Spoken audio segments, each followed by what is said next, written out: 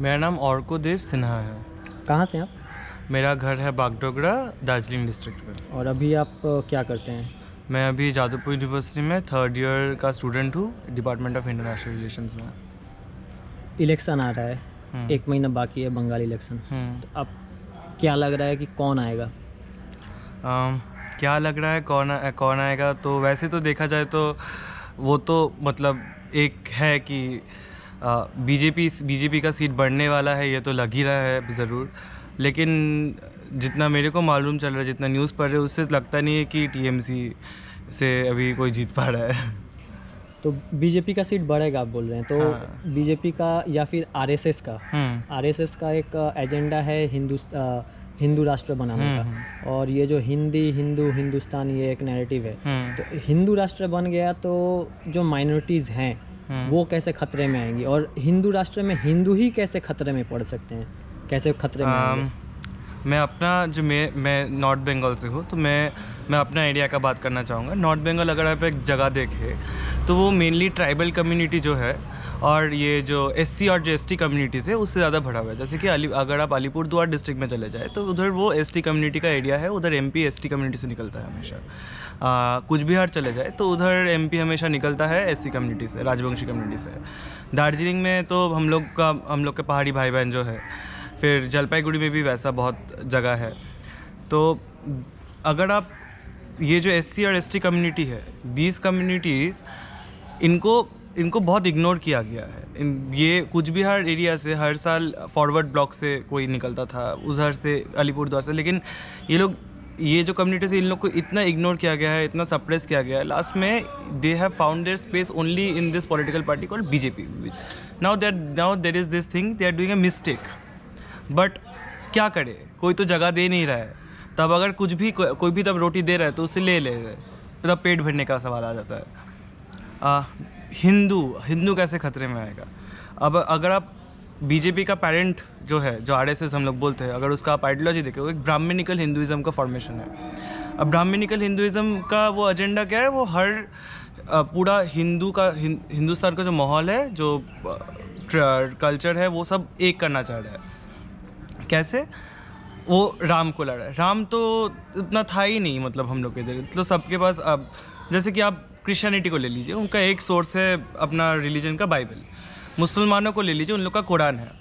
हिंदुओं का कोई सोर्स नहीं है वैसे करके। उन लोग के पुराण में भी सोर्स है, वेदास में भी सोर्स है, रामायण में भी सोर्स है, महाभारत में भी सोर्स है, उपनिषद में भी सोर्स है। अब कौन सा कहाँ का क्या है, तो उसका इट्स अ वैदिक रिलीजन, बहुत पुराना एक धर्म है। अभी एक रिसेंट मैंने जो एक आर्टिकल लिखा भी था, उसमें ऐसा था, तो एक कम्युनिटी है पहाड़ में जिसको ट्राइबल ड्राई कम्युनिटी बोलते हैं। तो उन लोग का एक हंटर गॉड है पाड़ोहंग बोल के।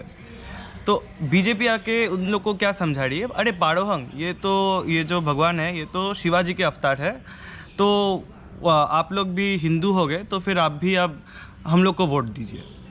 तो ऐसे करके ये जो हेट्रोजेनिटी जो है हम लोग का कंट्री में हिंदुइज़्म को लेके, ये सब एक जगह करना चाह रही है। इससे क्या है, जो कल्चर है, इन लोग का जो अपनापन जो है, ये आस्ते आस्ते सब चला जा रहा है। ये सिर्फ बंगाल में नहीं, ये हर जगह किया जा रहा है। झारखंड में किया जा रहा है, ये मध्य प्रदेश में किया जा रहा है, ये हर जगह हो रहा है। अब बीजेपी को ये बंगाल का इलेक्शन है, तो माधव भवन जो है सिलीगुड़ी में, जो आरएसएस का हेडक्वार्टर है, वो उनके 500 शाखाएँ हैं टोटल नॉर्थ बंगाल में। तो वो अभी उन लोग के लोग काम करके अभी जो कम्युनिटीज़ है उनको बोल रहे हैं, अरे यार तुम तो हिंदू हो, तुम भी तो अग्नि को साक्षी मान के पूजा करते हो, तो फिर तुम भी तो हम लोग का ये हिंदू है। तो वो होमोजेनियस कर दे रहा है, जो कि नहीं होना चाहिए। ये हर एक कल्चर का अपना एक आइडेंटिटी है, हर एक कल्चर का अपना रिचुअल्स है, जो आस्ते आस्ते जय श्री राम के जो अम्ब्रेला जो बैनर है उसके अंदर लाया जा रहा है। ये सब खोया जा रहा है। इसमें थोड़ा सा रेजिस्टेंस भी है, थोड़ा सा रेजिस्टेंस नहीं भी है। अब रेजिस्टेंस नहीं है क्योंकि लोगों का अभी पेट भरना है सबको। अभी लोगों को चाहिए कि ठीक है भाई, बीजेपी बोल रही है, मतलब कोई पार्टी सुन नहीं रही, ये लोग थोड़ा सुन रहे, इनके पास चले जाते हैं। सेम हो रहा है हम लोग के साथ एलजीबीटी कम्युनिटी के पास भी। अभी आप देखे जाए तो ये बीजेपी का नया जो ट्रांस बिल एक्ट है, उसमें आप बोल रहे कि वो अगर आप उसको ठीक से डाइसेक्ट करिएगा तो फिर आपको मिलेगा कि लोग बोल रहे कि ट्रांस जो बॉर्न ट्रांस है, जो किन्नर समाज है, सिर्फ वो ट्रांस है। जिन लोग के पास एक्वायर्ड जेंडर है ट्रांस, वो लोग ट्रांस नहीं हो सकते। उनको स्क्रीनिंग किया जाएगा, फिर समझा जाएगा, विच इज़ वेरी इंट्रूसिव। मेरे को कोई बोलेगा कि मेरा जेंडर कौन है, मैं क्या अपने आप को, मैं अपने आप को लड़की भी समझ सकता हूँ, मैं नेल पॉलिश पहना हूँ, मैं अपने आप को लड़की समझ सकता हूँ, मैं अपने आप को लड़का समझ, मैं अपने आप को दोनों समझ सकता हूँ, ये मेरा चीज़ है, ये तुम मेरे को बताने वाला कोई होता नहीं है। तो अभी बीजेपी का एक चीज़ इसमें है कि ये जो बॉर्न किन्नर जो है, दे fit the traditional Hindu culture, तो इन लोग को ये लोग जगह देते हैं थोड़ा सा। जैसे कि नोएडा में एक मेट्रो स्टेशन बना दिया, उधर जो बॉर्न किन्नर्स है उनको हायर कर लिया, फिर थोड़ा थोड़ा एक दो जन को जॉब दे दिया, तो दिखा दिया oh we are friendly towards the trans community. Are they actually? They are not, they are absolutely not, क्योंकि the idea of a man kissing a man, this does not fit the ideal Hindu समाज का जो frame है, this does not fit BJP का वो वाला से। तो this is what Brahminical Hinduism is to us। तो यही है। और आपके लिए मेरा लास्ट सवाल ये रहेगा कि आपको क्या लगता है बीजेपी बैंकरप्ट हो गई है? क्योंकि ये जो इस बार का जो इलेक्शन देखा जा रहा है, इसमें बीजेपी जो सिंबल्स यूज़ कर रही है वो कम्युनिस्ट सिंबल है, सोवियत एरा का, और रिवीजन वो लोग कुछ टर्म्स में भी कर रहे हैं, लाइक असेंबली कंस्टिट्यूएंसी को वो मंडल बोल रहे हैं, जो मंडल एक्चुअली वो हिंदी का टर्म है, लेकिन बंगला में भी एक टर्म है मंडल। तो हम लोग जनरली इससे परिचित नहीं है मंडल से, हम लोग असेंबली कंस्टिट्यूएंसी बोलते हैं। और फिर कार्यकर्ता हो जा रहा है, वो कार्यकर्ता बन रहा है, बंगलाई में कर्मकर्ता हम बोलते थे, वो अभी कार्यकर्ता बन जा रहा है। तो क्या आपको लगता है बीजेपी बैंकरप्ट हो रही है? मतलब बंगाल में मतलब वोकैबुलरी में बैंकरप्ट हो रही है बोल रहे हैं। हाँ, तो वोकैबुलरी में तो बैंकरप्ट, ये मैंने जो बोला, जो अभी बीजेपी क्या करी है, आप बोल रहे कि वो अरे ये देवता तो ये तो शिव जी से जैसे दिखते हैं, तो ये भी तो शिवी के कोई अवतार होंगे, तो चलो अब तुम भी हिंदू। तो ऐसे करके वो अपना आइडेंटिटी इसमें मतलब थोप रही है ऐसे करके। मतलब so if you actually see what BJP is doing out here is कि they are taking in terms from the Bengali language, they're taking in terms from Bengali language, they're mixing it in their own communities, they're finding the similar terms that matches the Hindi language that they are trying to impose on the people of Bengal. They are finding these similarities and they're like, oh, this is weird. So see how similar Bengali is to Hindi.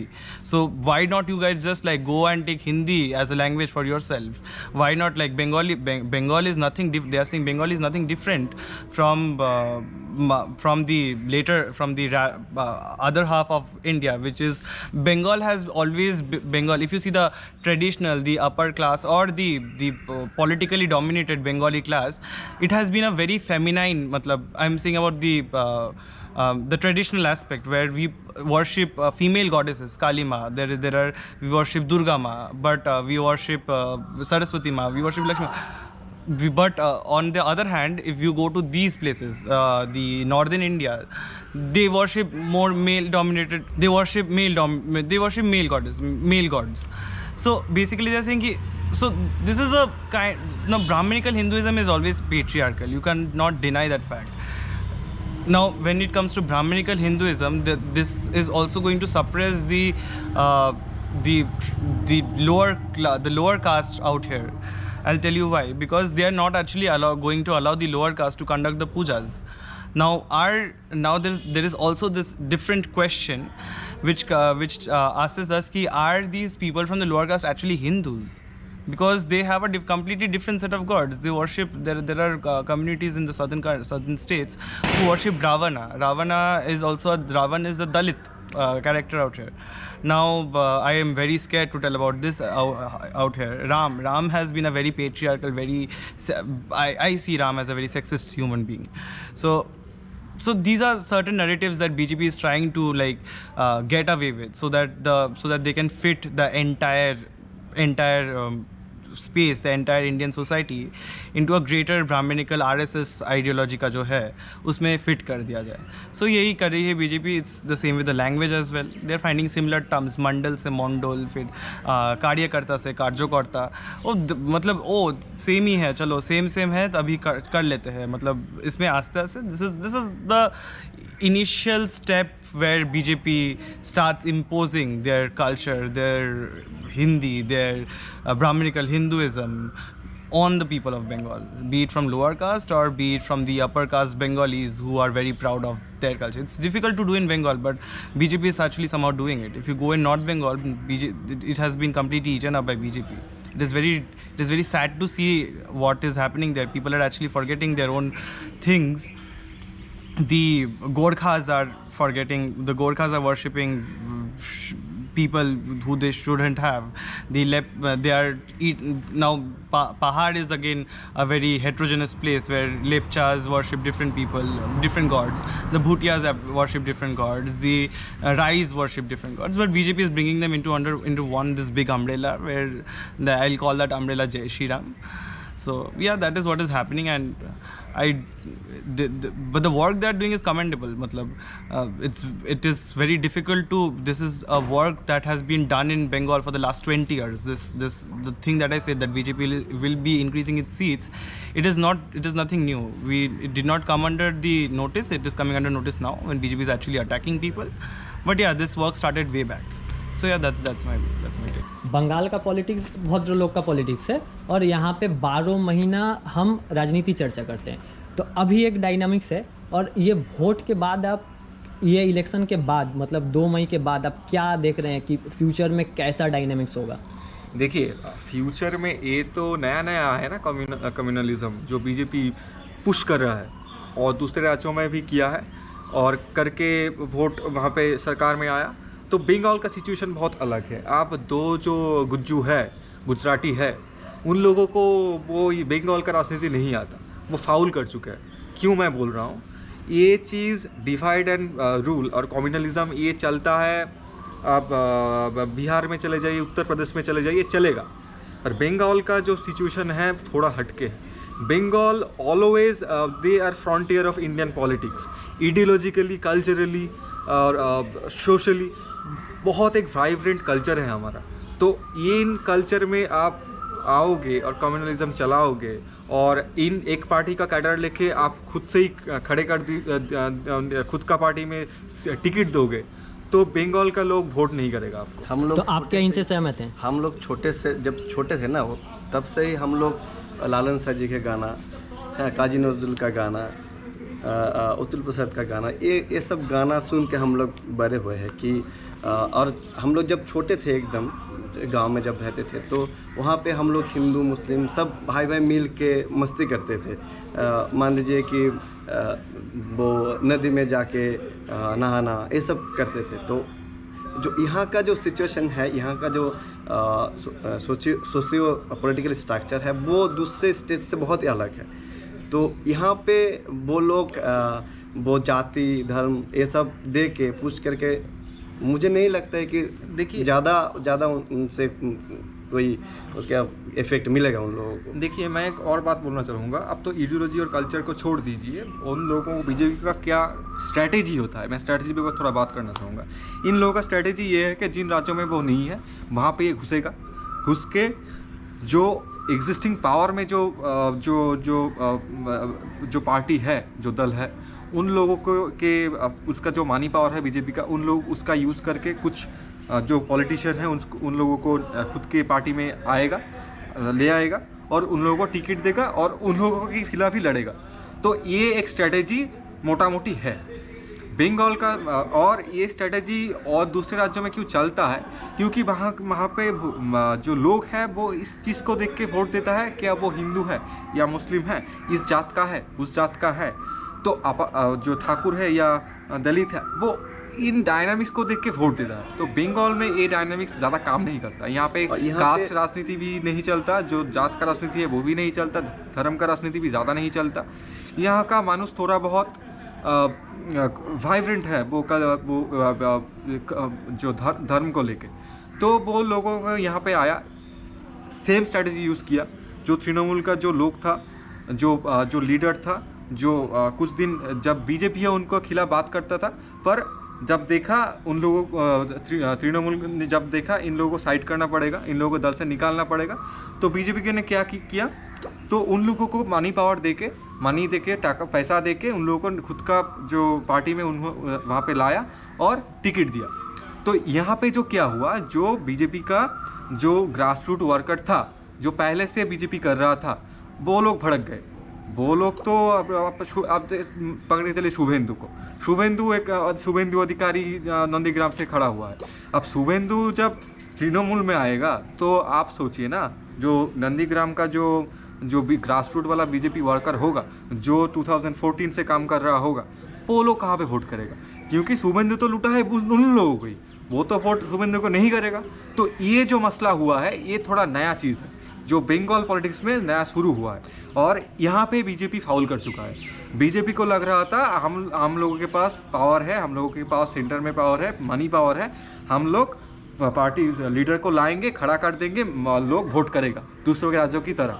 यहाँ पे लोग वैसा नहीं है, लोग समझ चुके हैं, थोड़ा बहुत घूम फिर के वही लोगों को हमको वोट करना पड़ेगा, तो इसीलिए वो वोट नहीं करेगा इस लोगों को। तो ये फ्लोटिंग वोट हो चुका है, और ये फ्लोटिंग वोट अब देखना पड़ेगा ये कितना बीजेपी की तरफ जा रहा है और कितना जो ऑपोजिशन की तरफ आ रहा है। तो बीजेपी का हाल बहुत ही खस्ता हो चुका है बंगाल में। अब जो बीजेपी जो कैंपेनिंग का वो आग लग गया अभी, जो कैंपेनिंग का पीक था बीजेपी ने वो पीक देख चुका है। तो अब डिक्लाइन का समय आ चुका है, अब डिक्लाइन कर रहा है। आप पता चलेगा जो फेज मैनर में वोट हुआ है, 8 दफ़ा में वोट है। अब इस फेज में बीजेपी क्या करेगा, उन लोगों का आदमी को कितना भड़काएगा बंगाल का लोगों को, उसके ऊपर डिपेंड करेगा बीजेपी का वोट। इससे ज़्यादा कुछ नहीं हो सकता। और एक चीज़ देखिए, यहाँ पे जो लोग बोलते हैं कि ममता बनर्जी भी तोषण करते हैं, वो मुझे नहीं लगता है। क्यों नहीं लगता है? क्योंकि हम लोग जो रॉल्स का थ्योरी पढ़े थे ना, वहाँ पे ऐसा था कि जो पिछड़ा हुआ जो कम्युनिटी है उनको भी अगर एक अच्छे स्टेट बनाना चाहिए तो उन लोगों को भी सामने मतलब लाना पड़ेगा, नहीं तो जो डेवलपमेंट है वो कभी नहीं होगा। ममता बनर्जी ने क्या किया, वो जो पिछड़ा हुआ, जो दलित है, जो माइनॉरिटी लोग हैं, उन लोगों का उतना हक नहीं मिलता था पहले, तो उन लोगों को हक दिया है कि हाँ तुम्हारा जो बेसिक नीड है वो फुलफिल क्या है, वो फुलफिल करने के लिए वो बीजेपी ने क्या किया, नैरेटिव ऐसा किया कि वो तोषण करता है। देखिए, लेकिन ऐसा नहीं होता है कि एक कम्युनिटी को सामने सामने लेने के लिए वो तोषण नहीं होता है, क्योंकि वो अगर पीछे रह जाएगा तो हम लोग का सोसाइटी कभी आगे नहीं बढ़ेगा। तो माइनॉरिटी जो लोग हैं उन लोगों को थोड़ा सा रिजर्वेशन देके बा उन लोगों को थोड़ा सा कुछ सुविधा देके अगर सामने लेके फ्रंट में लेके उन लोग थोड़ा सा उन लोगों के पास थोड़ा सा मानी होगा तो वो लोग भी थोड़ा सा जो बेसिक नीड है वो फुलफिल कर पाएगा। और मानी जितना मतलब गरीब लोगों के पास आएगा उतना ही कंट्री डेवलपमेंट होगा। तो वही चीज़ करने के लिए उन लोगों ने ऐसे नैरेटिव बनाया कि देखो वो तो सेंड करता है, लेकिन रॉल्स भी ऐसा नहीं कहा कि जो पिछड़ा हुआ है उनको सामने लेके आओ, उन थोड़ा सा ज़्यादा सुविधा देके उन लोगों को वो जो हम लोगों का जो मूल स्रोत है उनमें उनको घुसाओ। अगर उन लोग यहाँ पे घुस जाएगा तो ऑटोमेटिकली हम लोगों का सोसाइटी डेवलपमेंट हो जाएगा। मैं रेज़ा फ़ज़ल आपको अपडेट कर रहा था जादवपुर यूनिवर्सिटी से। हम लोगों ने कुछ स्टूडेंट्स के साथ बात किया, उन लोगों का पॉलिटिकल अंडरस्टैंडिंग को समझने की हम लोगों ने कोशिश की, क्योंकि अभी ये बंगाल चुनाव आ रहा है 2021 का और 1 महीना बाकी है। तो आपको ये सेशन कैसा लगा? इंफॉर्मेटिव वीडियो था। आप प्लीज़ लाइक कमेंट शेयर करें और जुड़े रहें हमारे साथ। फिर से मिलेंगे किसी नई अपडेट के साथ। तब तक के लिए शुक्रिया। स्वस्थ रहें, सुरक्षित रहें।